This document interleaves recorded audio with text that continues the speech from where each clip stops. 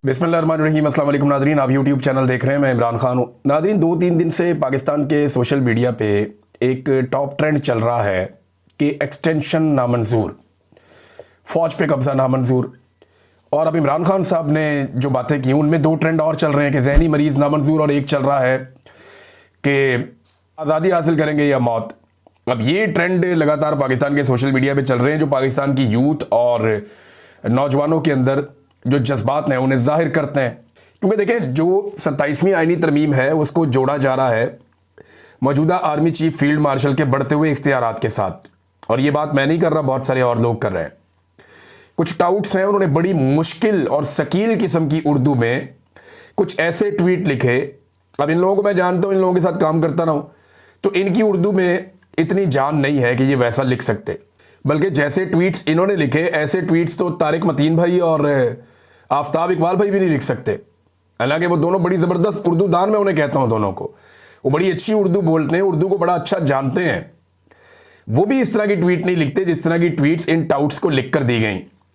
इसका मतलब ये है कि सिस्टम में कोई एक आदमी ऐसा भी आ गया है जिसको अच्छी उर्दू लिखनी आती है और जो रजिस्टर करना चाहता है कि उसके लिखे हुए ट्वीट्स हैं, तो साहब बहादुर जब देखें तो उन्हें पता चल जाए कि जनाब ये हमारे आदमी ने लिखे थे।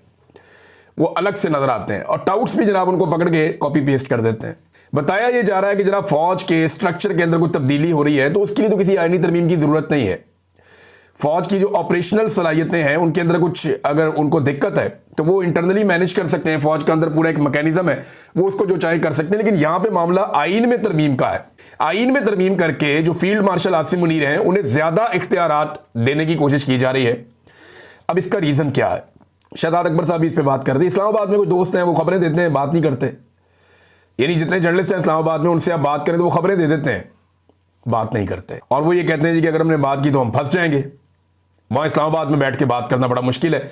लेकिन जो पिक्चर पूरी बन रही है वो ये है कि आसिम मुनीर साहब के अंदर एक खौफ है, एक परेशानी है कि मेरा बनेगा क्या। क्योंकि जो कुछ पाकिस्तान में हो गया ना, जितनी दफ़ा कत्लेआम हो गया, जितना पाकिस्तान में जुल्म हो गया, मजहबी सियासी जमातों के बंदे मार दिए, पीटीआई के बंदे मार दिए, हर एक जगह के ऊपर जुल्म बर्बरियत, जो बलूचिस्तान में खवातीन के साथ किया, जो कबायली इलाकों में नौजवानों और बच्चों के साथ किया, ये जो कुछ भी पाकिस्तान में हो रहा है, एक आर्मी चीफ के ऊपर इसका बोझ तो होगा। ये ऑब्वियस है। वो इसको ठीक समझ के भी कर रहा हो तो उसके ऊपर ये बोझ तो रहेगा। तो अपने आप को महफूज रखने की एक जो जबिलत है इंसान के अंदर, वो तो होती है। इससे पहले वो फील्ड मार्शल बने ताकि ताहयात वो एक मिलिट्री ऑफिसर रहें, उनकी रिटायरमेंट कभी ना हो। क्योंकि जब तक वो इस ओहदे पे रहेंगे, वो सिविलियन कोर्ट्स में जाने की बजाय वो ये मामला उठाएंगे, जी मुझे लेकर जाओ फौजी अदालतों में, तो वहां उन्हें प्रोटेक्शन मिल सकती है।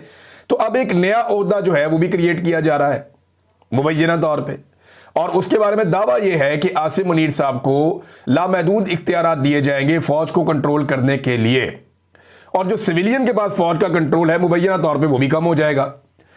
अब आप एक नया सिनेरियो देखिए कि ऐसा लगता है कि दुनिया के तमाम ममालिक के पास फौज होती है। यानी दुनिया का जो हर मुल्क है उसके अंदर एक फौज होती है ना, जो उस मुल्क के मुताबिक काम करती है। दुनिया के हर मुल्क के बाद अमेरिका, यूरोप के सारे मुल्क, ऑस्ट्रेलिया, चाइना, रशिया, सबके पास एक एक फौज है। लेकिन पाकिस्तान इस तरमीम के बाद जो पिक्चर खींची जा रही है, अगर वो हो जाता है तो एक ऐसा मुल्क बन सकता है जहां पे एक फौज के पास एक मुल्क होगा। मुल्क के पास फौज नहीं होगी, फौज के बाद एक मुल्क होगा कि जनाब ये मुल्क हमारे पास है, अब हम फैसला करेंगे इसे कैसे चलाना है। देखिए ना, कल वो क्या बता रहे थे कि जनाब सोने के ज़खायर का पता चला है तो आर्मी चीफ को जाके बता दिया गया। क्यों जी? उनका ताल्लुक क्या है सोने के ज़खायर से? उन्हें आर्मी चीफ लगाया हुआ भाई, उन्होंने जाके हिफाजत करनी है दुनिया में पाकिस्तान की। उन्होंने मादनियात नहीं खोदनी, ना ये उनका काम है, ना उनसे ये होगा, ना इसके लिए वो ट्रेंड है, ना इसकी उनके पास तालीम है। बहरहाल ये अब तरमीम जो है वो मुतनाज़ होती जा रही है। बंदे लॉन्च हो रहे हैं तरमीम के लिए। फैसल वाडा लॉन्च हो चुके हैं, MQM लॉन्च हो चुकी है, कुछ और तोहफे जो हैं वो लॉन्च हो गए, कुछ अभी मजीद निकाले जाएंगे, उनको धूप लगवाई जाएगी। जो लोग बिल्कुल पसे पर्दा चले जाते हैं उन्हें निकाल के अपने अपने असासों को लाया जा रहा है कि निकलो भाई, निकल के बताओ कि आईनी तरमीम तो हर हाल में पास करनी है, इसके अलावा तो हल कोई नहीं है। आमिर इलियास राणा साहब बड़े अच्छे जर्नलिस्ट हैं, ये PMLN के बहुत करीब है क्योंकि नवाज शरीफ साहब के तकरीबन तमाम दौरों में ये उनके साथ रहे हमेशा, और नून लीग की क्योंकि बीट करते हैं तो उन्हें काफ़ी नून लीग के हवाले से आइडिया रहता है। तो उन्होंने भी पोल खोल दिया। वो DG ISPR आकर कहते हैं जी हमारा तो सियासत से ताल्लुक ही कोई नहीं है, कोई ताल्लुक हमारा सियासत के साथ नहीं है, तो आमिर लियास राणा साहब जो हुकूमत को कवर करते हैं, उन्होंने आके पोल खोल दिए।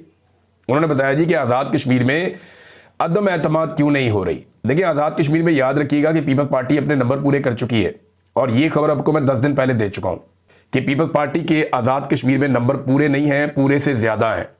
वो बड़े आराम से तहरीक अदम एतमाद ला के और 24-48 घंटों में जितना टाइम वो लेना चाहें वो अपनी हुकूमत बना सकते हैं। और जो वहाँ वज़ीर आज़म है वो ऑप्शन भी सोच रहा था इस्तीफ़ा देने की, लेकिन आमिर लियास राणा साहब ने ये बात की, मोहसिन बेग ने भी ये बात की, जो मौजूदा आर्मी चीफ के ताल्लुक वाले पुराने, जब ये आर्मी चीफ बने तो उनकी और इनकी एक हंसते हुए तस्वीर बहुत वायरल हुई थी। फौज कहती है हमारा सियासत में किरदार नहीं है। ये बता रहे हैं कि अगलों ने रोक दी है तहरीक अदम एतमाद आज़ाद कश्मीर में कि पहले 27वीं तरमीम करो फिर अगली चीज़ें मिलेंगी। कुछ लो और कुछ दो होना है। 27वीं तरमीम दो, गिलगित बल्तिस्तान और आज़ाद कश्मीर लो, यही सौदेबाजी है जनाब। ये सौदेबाजी जो है वो आमिर लियास राणा साहब ने बताई, तो चीज़ें ऐसे एक एक करके जो है वो खुल जाती हैं। एक और इंटरेस्टिंग नाजरीन और बड़ी खबर है, और ये अमेरिका से है, मैं इसलिए बीच में सुना रहा हूं कि पाकिस्तान के निज़ाम को आप देखें, पाकिस्तान आगे क्यों नहीं बढ़ पाता, और अमेरिका को हम क्यों कहते हैं सुपर पावर है, बहुत ताकतवर है। देखें, पाकिस्तान की फ़ौज अमरीकी फ़ौज के सामने बहुत कमज़ोर है। पाकिस्तानी फ़ौज के हथियार अमरीकी फ़ौज के हथियारों के सामने बहुत कमज़ोर हैं। पाकिस्तान का फील्ड मार्शल भी हो तो उसकी अहमियत अमरीकी फ़ौज के सामने क्या होती है, ये आप सब अच्छी तरह जानते हैं। और जिस तरह पाकिस्तानी फ़ौज अमरीकी एस्टेब्लिशमेंट के इशारों को हमेशा मानती है और उसके ऊपर चलती है, ये भी हम सारे जानते हैं। जब वो कहते हैं कि ये मुजाहिद हैं तो हम कहते हैं मुजाहिद हैं, वो कहते हैं कि ये दहशतगर्द हैं तो हम कहते हैं दहशतगर्द हैं, वो कहते हैं कि इसको मारो हम उसको मारते हैं। वो जो हुक्म देते हैं अमेरिकन एस्टेब्लिशमेंट, हम उसके मुताबिक चलते हैं। देखिए ना, इंडिया ने पाकिस्तान पे कितने हमले किए अभी हाल ही में, कितने दिन तक वो कभी मिसाइल मारता था, कभी ड्रोन मारता था, कभी क्या करता था। जैसे ही अमरीकी हुक्म आया, पाकिस्तान ने जंगबंदी कर दी, क्योंकि पाकिस्तान ने जैसे ही इंडिया पे अटैक किया, अमरीकी हुक्म आ गया, पाकिस्तान रुक गया। हमें भी चाहिए था ना 2-4 दिन फेंटी लगाते जिस तरह वो कर रहे थे, लेकिन हमारी फौज जो है वो अमेरिका का हुक्म फौरन से पहले मान लेती है। अब अमेरिका का जो एक सबसे बड़ा हब है न्यूयॉर्क, वहां पर ज़हरान ममदानी ये जीत गए हैं इलेक्शन, और ये सिटी मेयर मुंतखब हो गए डोनाल्ड ट्रंप के खिलाफ इलेक्शन लड़के। देखिए, डोनाल्ड ट्रंप अमेरिका का सदर है। न्यूयॉर्क तो वो पहले भी नहीं जीत पाया था, बहुत क्लोज मार्जिन से कमला हैरिस ने उनको हरा दिया था डोनाल्ड ट्रंप को ये पिछले साल इलेक्शन में। लेकिन डोनाल्ड ट्रंप की अब हुकूमत है और बड़ी ताकत है, तो उम्मीद की जा रही थी कि डोनाल्ड ट्रंप वहाँ पे अपना उम्मीदवार जितवा लेगा। लेकिन अलग अलग उम्मीदवार मिलकर भी इतने वोट हासिल ना कर सके कि ज़हरान ममदानी को हरा दें। ये है कौन? ये जी युगांडा के अंदर पैदा हुए 1991 में, 34 साल इनकी उम्र है, और युगांडा में पैदा हुए, साउथ अफ्रीका में भी रहा कुछ अर्सा, उसके बाद 7 साल की उम्र में ये न्यूयॉर्क में आ गया, और अब 27 साल के बाद वो इस शानदार न्यूयॉर्क का मेयर बन गया। ट्रंप ने इसकी बदतरीन मुखालफत की, लेकिन इसके बावजूद बड़े सियासी पैंतरे इस्तेमाल किए, लेकिन ये बंदा मेयर बन गया और जीत गया। ये ट्रंप की पहली बड़ी शिकस्त है सदर बनने के बाद। ट्रंप के खिलाफ बहुत ज़्यादा जज्बात पैदा हो चुके हैं अमेरिका में, और बहुत बड़े बड़े एहतजाज भी हुए। ऐसे एहतजाज तारीख में कभी नहीं हुए किसी सदर के खिलाफ पहले ही साल में, जैसे डोनाल्ड ट्रंप के खिलाफ हो रहे हैं। एक दो चीज़ें मैं इसमें आपके सामने रखता हूं। ममदानी ने जीतने के बाद कहा कि मौरूसी सियासत का खात्मा मैंने कर दिया, मैं मुसलमान और डेमोक्रेटिक सोशलिस्ट हूं। ट्रंप, मुझे मालूम है कि आप मेरी तकरीर देख रहे हैं। ट्रंप, सुन लो, न्यूयॉर्क तारिक वतन का शहर है, यानी इमिग्रेंट्स का शहर है, जो बाहर से आते हैं लोग। तारिक वतन ही न्यूयॉर्क को चलाएंगे। आज हमने खौफजदा करने वालों को जवाब दे दिया है। ये शहर आपका है, जमहूरियत आपकी है। आपने साबित कर दिया कि ताकत आपके हाथों में है। मेयर के इंतखाब में जीतने के बाद ज़हरान ममदानी ने यह भी कहा, और यह भी कहा कि अगर तुम हम में से किसी एक के पीछे आओगे तो फिर हम सबको सामने पाओगे, हम सबका मुकाबला करना पड़ेगा तुम्हें, यह भी कहा ममदानी ने। तो एक तो डोनाल्ड ट्रंप और उसके नज़रिए को शिकस्त हो गई। लेकिन आप देखेंगे अमेरिका के अंदर ना तो उसका इंतखाबी निशान छीना गया, ना कागजात नामजदगी मुस्तरद किए गए, ना जबरी तौर पर गुमशुदगियाँ हुई, ना ही इंटरनेट और मोबाइल फ़ोन बंद किए गए, पुलिस का टॉर्चर भी नहीं हुआ, वोट जो वोटर्स के वोट हैं वो दूर दराज इलाकों में मुंतकिल भी नहीं किए गए, गिरफ्तारियां भी नहीं हुई, चादरों और चार दीवारियों का तकद्दुस भी पामाल नहीं हुआ, और बिलाखिर फार्म 47 भी यहाँ पे पाकिस्तान में जारी किया गया था, वो भी वहाँ पे नहीं हुआ। अब ये बंदा जो है गजा में नस्ल कुशी के भी खिलाफ है। अब गौर करें नाज़रीन, पाकिस्तान के अंदर एक आर्मी चीफ की ख्वाहिश के ऊपर पूरी हुकूमत बन जाती है। एक इलेक्शन कमीशन जो है वो पूरा का पूरा इलेक्शन उल्टा के यहाँ से वहाँ कर देता है। और जिस तरह के हथकंडे हमने एजेंसियों को इस्तेमाल करते हुए देखे इलेक्शन से पहले, कोई सोच भी नहीं सकता। लेकिन न्यूयॉर्क में डोनाल्ड ट्रंप इलेक्शन लड़ने के अलावा और कुछ नहीं कर सका, कुछ भी नहीं कर सकता। यह है डेमोक्रेसी, जिसकी वजह से अमेरिका सुपर पावर है और हम उसके गुलामों के अंदर से एक गुलाम है। यह बात सच है, आपको बुरी लगती है तो लगती रहे। इमरान खान ने कहा था कि एब्सोल्युटली नॉट। देखें अमेरिका और उसके गुलामों ने इमरान खान का क्या हाल कर दिया, और आज अमेरिकन पशेमान है कि यार ये क्या हमने कर दिया, लेकिन वो अपने काम निकलवा रहे हैं। अमेरिकन तो कभी इस पर खुश नहीं होंगे, लेकिन अपने मुल्क के अंदर वो डेमोक्रेसी रखते हैं, हमारे मुल्कों के अंदर वो डेमोक्रेसी पसंद नहीं करते। नाज़रीन, अडियाला जाने वालों की एक नई लिस्ट भिजवा दी गई है, और ये जो नई लिस्ट है इसके अंदर कौन कौन शामिल है? सुहेल अफरीदी का नाम है, मीना खान अफरीदी हैं, और मुश्ताक गनी हैं, फ़खर जहान खान हैं, ये साबिक मिनिस्टर हैं, तैमूर खान झगड़ा है, इमरान खान साहब के साथी, इन्हें नहीं मिलने दिया जा रहा बड़े अरसे से, और मोइन कुरैशी साहब है MPA, जो पंजाब के अंदर बड़ा रोला शोला डाल के रखते हैं। तो ये 6 बंदों के नामों की एक लिस्ट भिजवाई गई है। सलमान अकरम राजा साहब के इसके ऊपर दस्तखत हैं। तो अब एक दफ़ा फिर सुहेल अफरीदी साहब जाएंगे, मुलाकात करवाते हैं नहीं करवाते वो एक अलग बात है। लेकिन सुहेल अफरीदी साहब पार्लियामेंट पहुंचे थे, कौमी असम्बली में, और PTI ने वहाँ पे एक करारदाद भी जमा करवा दी है कि सुहेल अफरीदी एक वज़ीर आला, उसकी इमरान खान से मुलाकात नहीं करवाई जा रही। कौमी असम्बली में करारदाद जमा करवाई गई है, और सुहेल अफरीदी ने यह भी कहा कि 17 सीटों वालों को तो ये हक ही हासिल नहीं है कि वो एक आईनी तरमीम कर दें। एक्चुअली तो शहबाज शरीफ और उनकी पार्टी ने 17 सीटें जीती हैं, बाकी सीटें बाकी जमातों ने जीती हैं, और 180 से ज़्यादा सीटें इमरान खान साहब की जमात ने जीती हैं। तो इमरान खान साहब की जमात की ना सिर्फ सीटें कम की गई वक्तन फ़वक्तन, उनके बंदों को फारिग किया गया, नाअहल किया गया, सीटें छीनते रहे, बल्कि फॉर्म 47 के ऊपर 100 के करीब सीटें बांट दी गई बाकी पॉलिटिकल पार्टीज में। यहां से PMLN ने काफ़ी सीटें हासिल कर ली, और फिर बिलाखिर जो पाकिस्तान तहरीक इंसाफ की मखसूस नशिस्तें थी वो भी दे दी गई। लिहाजा ये जाली जमहूरियत है, और जाली हुकूमत है, और जाली मैंडेट है, और 17 सीटों से इनको 2/3 अक्सरियत तक पहुंचाया गया है। वो बहुत ही हैरान कुन और परेशान कुन है। इस तरह मुल्क नहीं चल सकता, आप जो मर्जी करें ऐसे कभी भी मुल्क नहीं चल सकता। लेकिन ये बदद है कि जनाब हमने ऐसे चला के दिखाना है। तो मैं आपके सामने एक चीज़ और रखता हूं कि इन्होंने पाकिस्तान का हाल क्या कर दिया, और इनकी जिदबाजी ख़त्म नहीं हो रही। ये एक खबर आप देखें कि दावे इनके ये हैं कि जनाब हम $100 अरब वहाँ से ला रहे हैं, $200 अरब वहाँ से ला रहे हैं, $10 अरब वहाँ से ला रहे हैं, $20 अरब वहाँ से ला रहे हैं। इन्होंने कौम को 150, 200, $250 अरब गिना दिया है, ये भी आ रहा है, ये भी आ रहा है, ये भी आ रहा है। $2 अरब का चूना ये लगा रहे हैं पाकिस्तानियों को कि जनाब आज़रबाईजान से आ रहा है। शहबाज शरीफ साहब हर 2 महीने बाद आज़रबाईजान का चक्कर लगा के आते हैं, पता करें ये चक्कर क्या है। तो अभी तक जो समझ आई है वो ये आई है कि आज़रबाईजान कोई पाइपलाइन बिछा रहा है पाकिस्तान के अंदर, जिसके ऊपर उसको पैसा मिलेगा बहुत, और ये IPPs के तर्ज का मुआहदा है। वो जब पाइप बिछा देंगे उसमें से तेल गुजरे या ना गुजरे, उसको इस्तेमाल करें या ना करें, आपने आज़रबाईजान को पैसा देना ही देना है, उसका आपने उसका रेंट पे करना ही करना है। ये IPPs के तर्ज का एक मुआहदा शहबाज शरीफ साहब कर रहे हैं आज़रबाईजान में कंपनी के साथ। ये बार बार आज़रबाईजान लेने क्या जाते हैं, इनके बच्चे भी साथ जाते हैं। कहीं इस कंपनी में इनके शेयर्स तो नहीं है, कहीं ऐसा तो नहीं है कि इस कंपनी के पीछे यही लोग बैठे हों, या इस कंपनी के पीछे एक और कंपनी हो जिसके अंदर ये बैठे हों।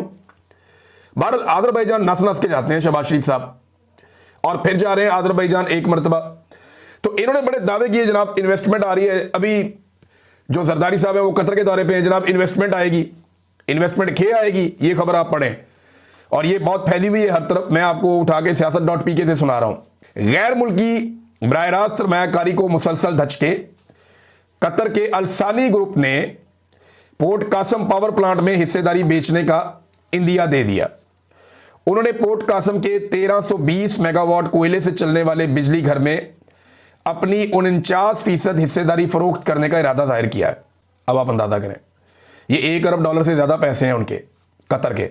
आप दुनिया से पैसे लेने जाते हैं, दुनिया अपने पैसे निकाल रही है। वजह यह है कि दुनिया को नज़र आ रहा है, उन्हें यह पता है कि जनाब पाकिस्तान में उनका माल डूब जाएगा, क्योंकि जनूनी किस्म के लोग जो है पाकिस्तान पे मुसल्लत किए गए हैं। ये किसी भी पागलपन के चक्कर में, किसी के कहने के ऊपर किसी जंग में भी उतर सकते हैं। लिहाजा लोग जो है वो अपना सरमाया निकाल रहे हैं पाकिस्तान से। इससे पहले आप देखें ना, फाइजर चली गई, एली लिली चली गई, Shell, Total, Telenor, Uber, Careem, बेशुमार कंपनियां पाकिस्तान से पहले जा चुकी हैं। पाकिस्तान को छोड़कर अपना सरमाया उन्होंने निकाल लिया, और अब ये कतर भी यहाँ से अलसानी ग्रुप जो है वो अपना सरमाया निकालने का सोच रहा है। नाज़रीन, डॉक्टर यास्मीन राशिद साहिबा, इन्हें तो ना रोज़ाना खराज तहसीन पेश करना चाहिए, और पूरे पाकिस्तान को करना चाहिए। कैंसर सर्वाइवर, इतनी तकलीफ में इन्होंने ज़िंदगी गुजारी है, अभी भी अक्सर बीमार रहती हैं, उन्हें अपने कपड़े तब्दील करने में भी दिक्कत का सामना रहता है, लेकिन वो डट कर जेल काट रही हैं और बहुत सारे नौजवानों को जेल काटने का हौसला भी दे रही हैं। डॉक्टर यास्मीन राशिद जो चंद दिन के लिए बाहर आई और फिर इन्हें दोबारा गिरफ्तार कर लिया गया। वजह यह है कि उन्होंने सरेंडर नहीं किया, और सरेंडर करना उनकी सरिश्त में ही नहीं है। वो कहती है सवाल ही पैदा नहीं होता। अब डॉक्टर यास्मीन राशिद साहब फरमा रही है, I stand for the true liberation of my country with my leader, कि मैं अपने मुल्क की जो है वो हकीकी आज़ादी के लिए अपने लीडर के साथ खड़ी हूं। अल्लाह ताला ने वादा किया है कि सच जो है उसकी जीत होती है, और इंशाअल्लाह हम वो देखेंगे और ये होगा। तो ये फ्रीडम और डेथ, इसके ऊपर जनाब यास्मीन राशिद साहबा का एक पैगाम उनके अपने सोशल मीडिया से जारी किया गया है। तो कैसी डट के खड़ी है एक खातून इस निज़ाम के सामने। एक पाकिस्तान के अंदर कोई एक ऐसा जर्नैल नहीं है जो डॉक्टर यास्मीन राशिद जैसी हिम्मत या हौसला दिखा के इस तरह की जेल काट सके। मैं क्यों कह रहा हूं? मैं इसलिए कह रहा हूं कि हम नहीं होते हुए देखा ही नहीं कभी। और देखें, जो डॉक्टर यास्मीन राशिद साहबा की कैद है, ये कैद किसी अदालत से तो नहीं है ना, ये कैद किसी कानून के मुताबिक तो नहीं है ना। खवातीन को तो वैसे भी बेल मिल जाया करती है। हम सब जानते हैं कि मिलिट्री एस्टेब्लिशमेंट के फैसले के मुताबिक उन्हें भी जेल में रखा गया है। कैसे डट के खड़े, अपनी सेनेटरशिप भी ज़ाया कर दी, अपनी सेनेट की सीट जो है वो कुर्बान कर दी। एजाज चौधरी साहब आफरीन है, वो पीछे नहीं हटे। मियां महमूद रशीद साहब बीमार होने के बावजूद, परेशान होने के बावजूद, जब मैं वहां जेल में था तो मैंने तब उन्हें देखा, वो तब भी काफ़ी बीमार थे, डट कर खड़े हैं। उमर चीमा, शाह महमूद कुरैशी, तो ये लोग जो है ये एक्चुअली जो पाकिस्तान तहरीक इंसाफ का चेहरा है वो ये लोग हैं। और यास्मीन राशिद साहबा ने दोबारा जेल से अपना पैगाम भिजवाया कि मैं जैसे खड़ी थी वैसे ही खड़ी हूं, पीछे हटने का कोई रास्ता नहीं है। नादरीन, ये वीलॉग में अब तक लिए इतना ही। बाकी चीज़ें मैं आपके साथ नेक्स्ट वीलॉग में शेयर करूंगा। अपना ख्याल रखिएगा, अपने चैनल का भी। अल्लाह।